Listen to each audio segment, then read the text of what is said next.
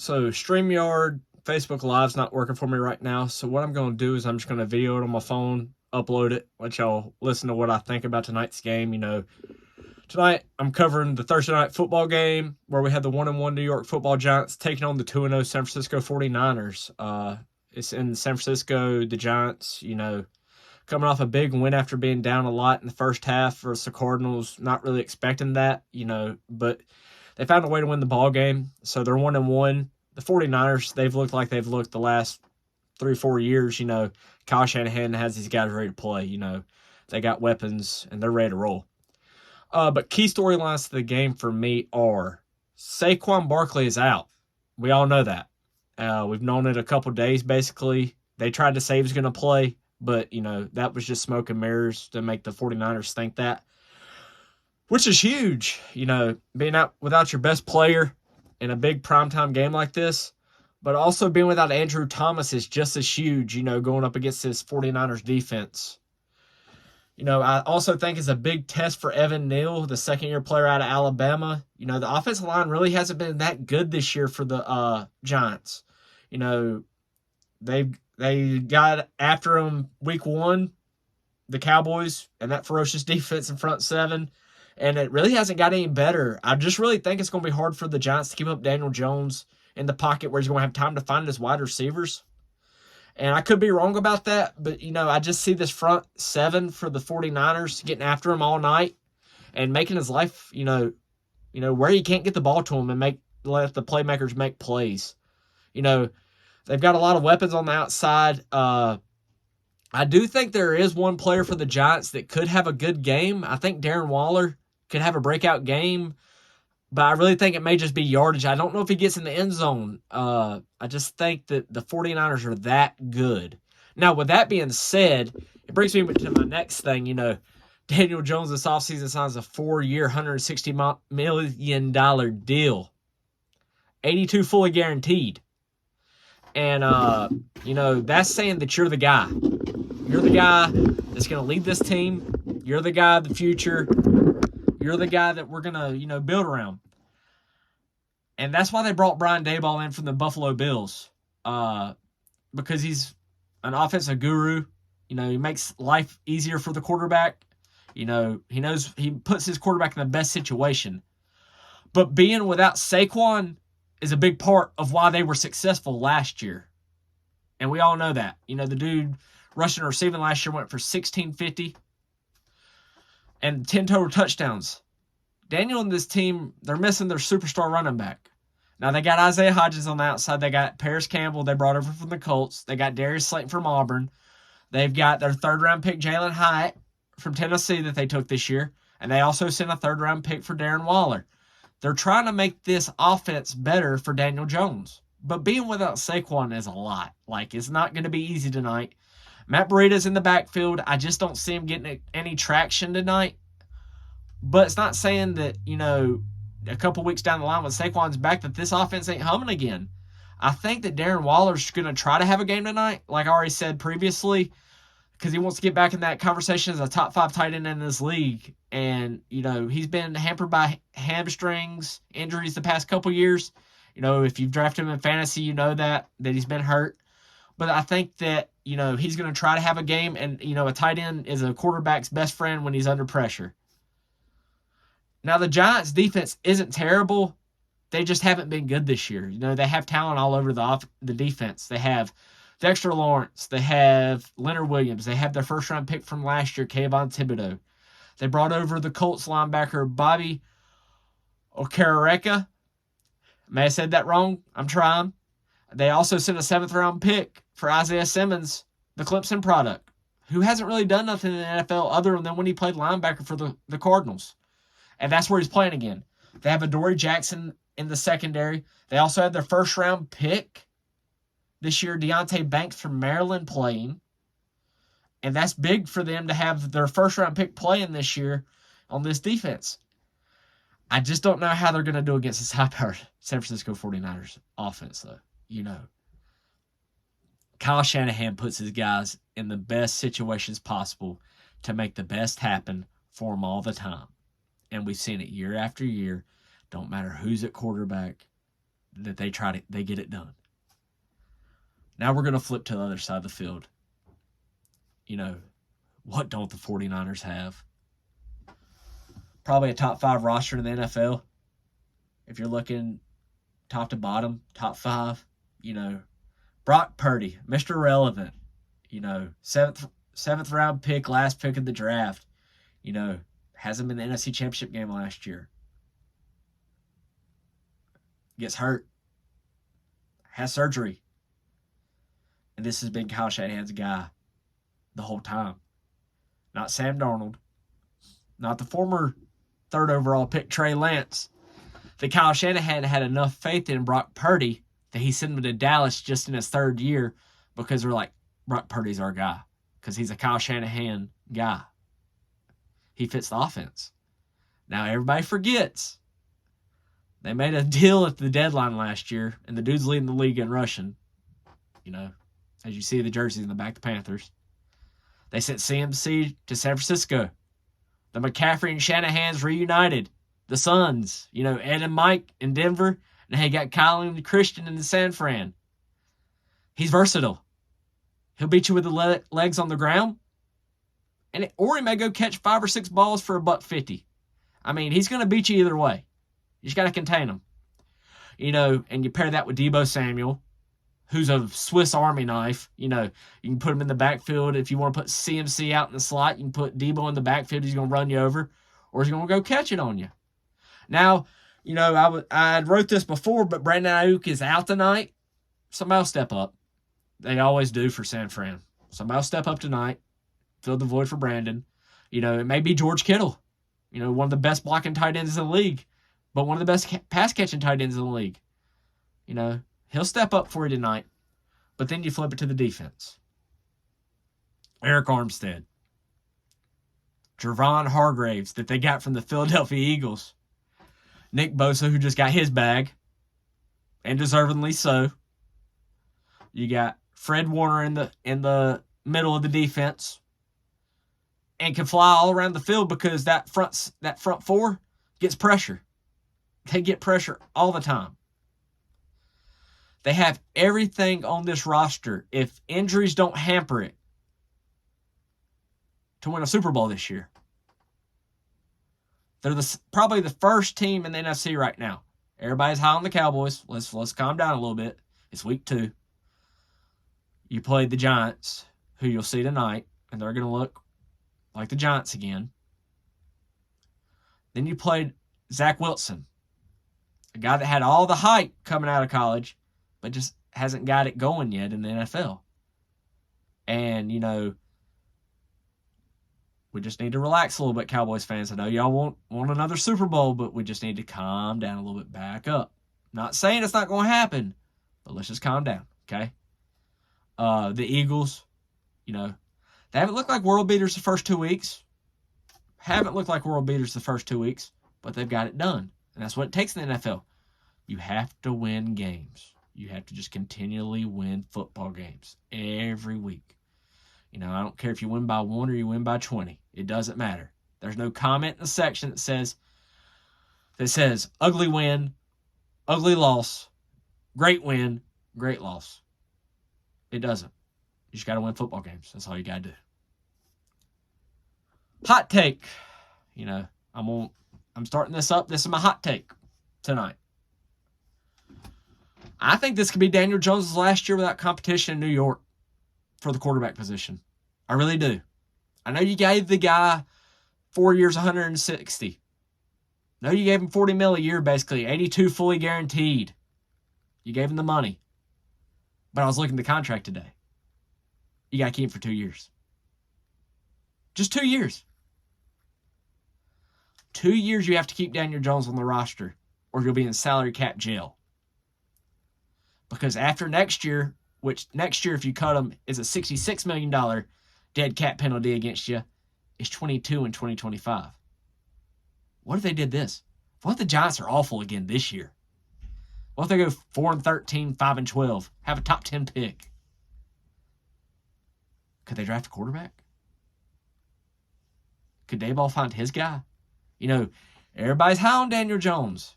The Giants fans, We got our quarterback. You didn't pay Saquon. Let's just break it down. You didn't pay Saquon Barkley. Now, I know everybody's mad about the running back market because nobody's getting paid. The dude touches the ball a lot and didn't get paid. But you paid a guy that had 20 touchdowns last year. Yes, he looked good against the Vikings. Who hasn't looked good against the Vikings? It's not hard to see that Daniel Jones is probably not the guy. And you're saying, well, it could happen. He showed you who he is already. This ain't his second or third year. This ain't a Justin Fields situation. This ain't a Bryce Young situation. This ain't a CJ Stroud situation. This ain't an Anthony Richardson situation. It's not. We know who Daniel Jones is. We do. Now, he could come out and make me eat crow tonight and go off. I just don't see it. But I see quarterbacks coming out this year. There's probably 5 or 6 guys that I really want on my team. And I really want 5 or 6 guys on my team right now. Being a Panthers fan. I know who I want. I'm going to break it down to you. You got Caleb Williams coming out. Drake May. Quinn Ewers. Shedeur Sanders. That name, Shedeur Sanders.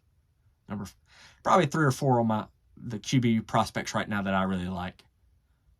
Bo Nix. I take Bo Nix over Daniel Jones. What about another Dookie? Riley Leonard.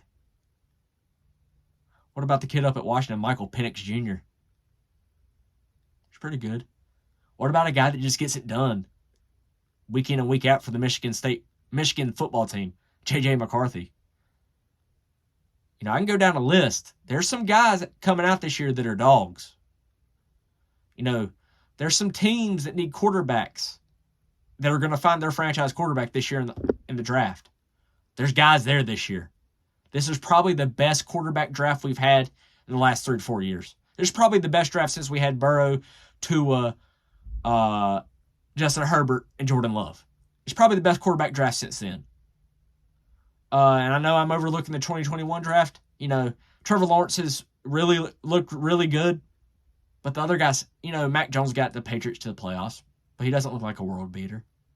Zach Wilson don't look like a world beater. Justin Fields, I like Justin Fields. Just think he's in the wrong situation. It's Chicago.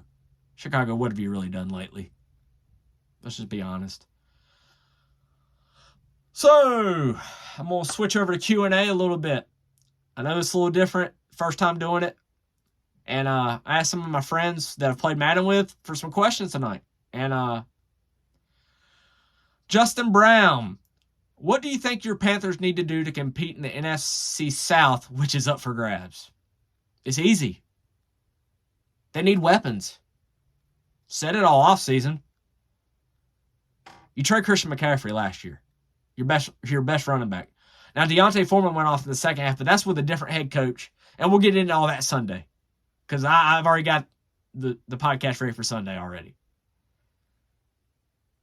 You trade 2 first-round picks, 2 second-round picks, and your best wide receiver for Bryce Young. Don't even get me started on that. You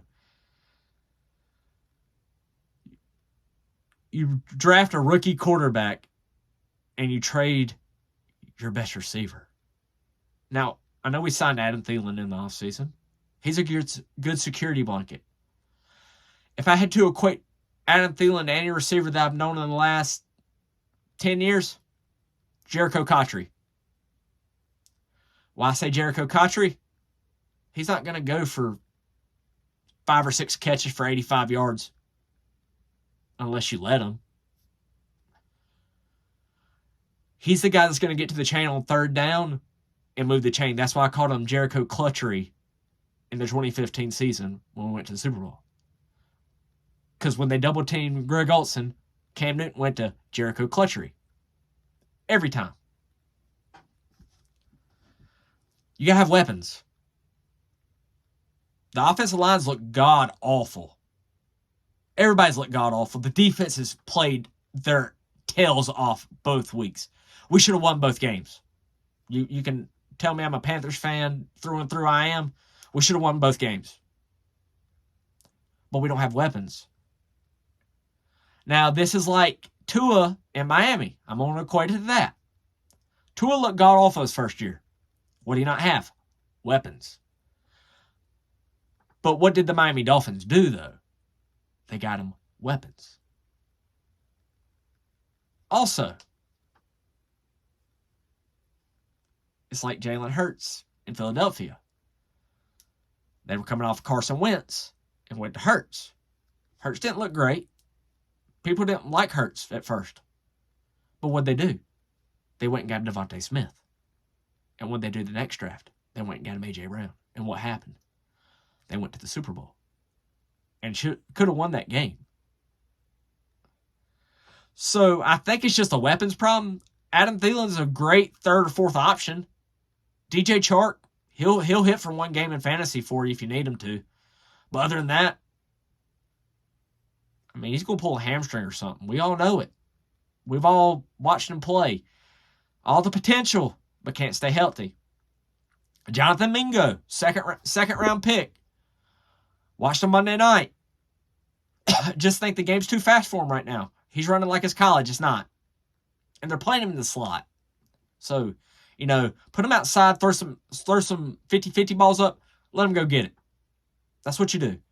Hayden Hurst is fine. He's a reliable tight end. That's what you need for a young rookie quarterback.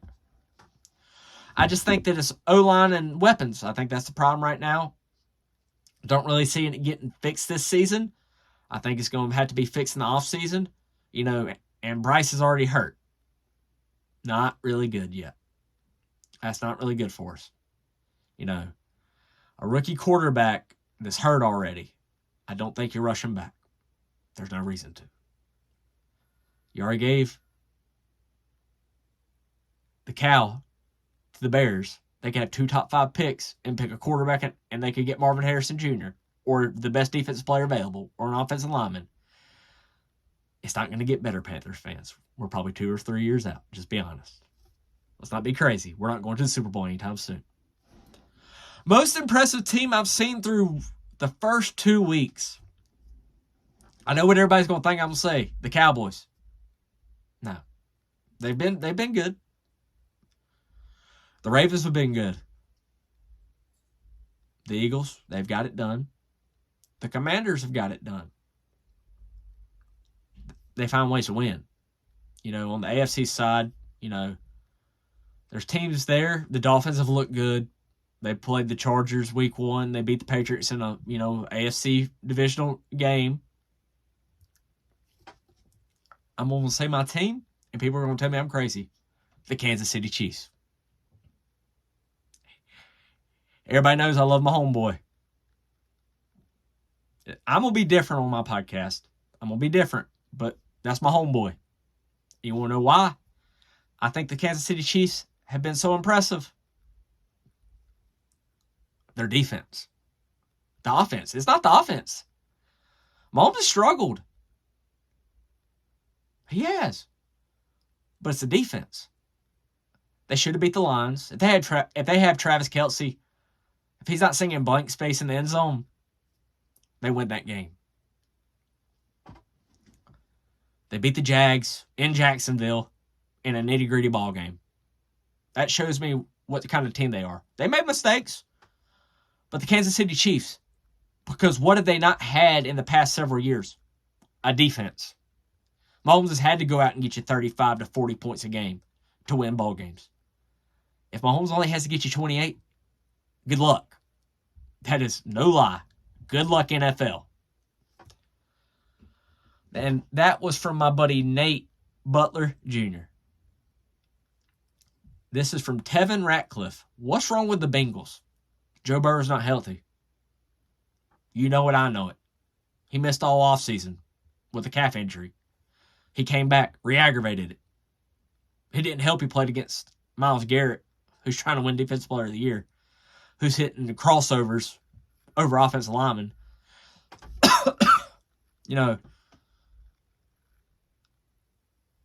They spend all this money on the offensive line. and it's still bad. I don't think T. Higgins is happy he didn't get a contract. I think that could ruffle some feathers. You know, if I was Burrow, I know I'm not healthy. I'm sitting out. I'm not coming back till I'm healthy. If I have to trade T. Higgins at the trade deadline, I can get something out of him and rebuild. I can get me another receiver in the draft. Somebody's going to send you a first or second round pick for T. Higgins. He's good. He's a number 1 receiver that's a number 2 on a really good offense. But Burrow's just not healthy. He's really not. You know, I know everybody's like, it's a slow start. He looks bad. That's what happens when you don't have an offseason. That's what happens when your first games and your first reps are in the first game of the season. You look bad. That's what happens when you play good defenses. He's played 2 good defenses the first 2 weeks. He's played the Bengals and the Browns and the Ravens. Then defenses don't suck. How do I think the Trayvon Diggs injury will affect the Cowboys? That's from Buddy Saunders. It won't. And I know some of y'all will say it will. It won't. If the front 7 can get after the quarterback like they had the first 2 weeks, it don't matter. You could put Joe the plumber back there, and he's going to lock down that side of the field. Like, that's no lie. He's going to lock down that side. I equate it. Now, hear me out. I equate it to 2015 for the Panthers. The front 7 was great. I bet you can't name me 3 guys in that secondary other than Josh Norman. And I can. I know the guys that were back there. We went to the Super Bowl. We signed Cortland Finnegan in week 15. We signed Robert McClain in week 14. Charles Tillman was not Charles Tillman tore his ACL. Bené Ben-Wickery got hurt, and we were playing scrubs out there, and they still were locking people down. That's what happens when you have a great front 7. If the front 7 can get after the quarterback, it don't matter who you have back there in the secondary. Like I said, you can have Joe the plumber back there, and you're still going to shut him down. And it's not like you're going to a terrible second option. You have Stephon Gilmore on the other side. Last time I checked, Stephon Gilmore won Defensive Player of the Year. And he don't suck at football. Let's just be honest. I think some guys are going to step up, but I'm not really worried about the injury. I hate it for them, because this defense is special. I'm going to go watch them play the Panthers when they come to town. Because why? Because I want to see a special defense. That's what wins championships. Offenses can score as many points as they want.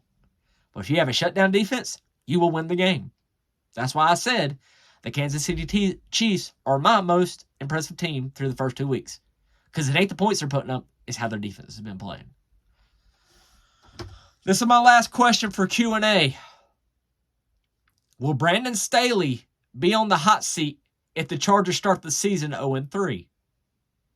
Duh. He should pack his bags if they start 0-3. You know they're 0-4 in their last 4 ball games? You know what Justin Herbert's stats are in them last 4 ball games? 1,185 passing yards, 7 total touchdowns, and averaging 285 passing yards a game. That's with Keenan Allen being hurt, Mike Williams being hurt, Austin Eckler being hurt. He puts up points. But you know what Brandon Staley's strong suit's supposed to be? Defense. And you know what they do? Give up a lot of points. I remember NFC wildcard game. AFC wildcard. Not NFC, AFC wildcard game. Everybody's texting. Go to sleep. This game's over. No, it's not. Because T-Law scored before halftime. They could say that game didn't affect him. It did. When you have Joey Bosa, Khalil Mack, Derwin James, Kenneth Murray, Asante Samuels Jr., and you pay all this money for J.C. Jackson, and you can't stop a cold. You can't. Tyreek Hill ran right past your DBs, and you double-teamed them. which is a mistake because you got Jalen Waddle on the other side. Oh, wait. Then some kid I've never heard of and Braxton Berrios destroyed you because you double teamed Tyreek Hill. You can't do that, especially against Tyreek Hill. It opens up the field for everybody else.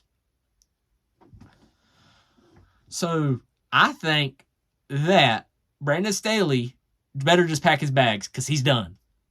You can't be a defensive coach and give up points. You can't. It happens. There's going to be a game that you give up 30-plus points. But it doesn't happen 3 games out of 4. And you should have won the ball game last week. But who'd you lose to? Ryan Tannehill. Ryan Tannehill. And what'd they do? They ran the ball on you. They ran it down your throat. And you couldn't stop it. So that's my thoughts about Brandon Staley. I think that probably a good defensive coordinator, just not a head coach. You need to get an offensive guy in there. You got to get an offensive guy in there. And you got to let the offensive guy hire him a stud defensive coordinator. I don't care who it is. You have to get an offensive guy in there for Justin Herbert. Because what do all the great quarterbacks have in the league? An offensive-minded head coach. Andy Reid. Nick Sirianni. Dougie P. down in Jacksonville. Zach Taylor in Cincinnati. The only defensive coach, 2 defensive coaches that have kept their job through this a lot.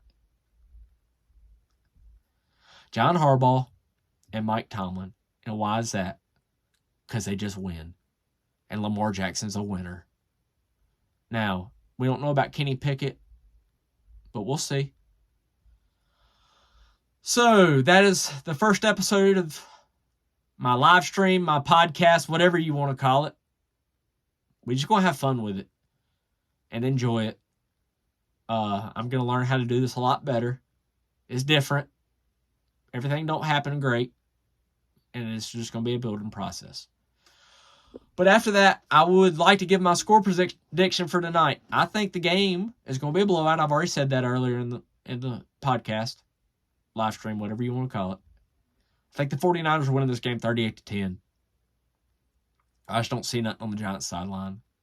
Daniel Jones may make me eat crow. I just don't see it. Because he's not that good. But I thank y'all. Enjoy. Let me know what y'all think. And we're going to keep it going. Have fun. Bye-bye.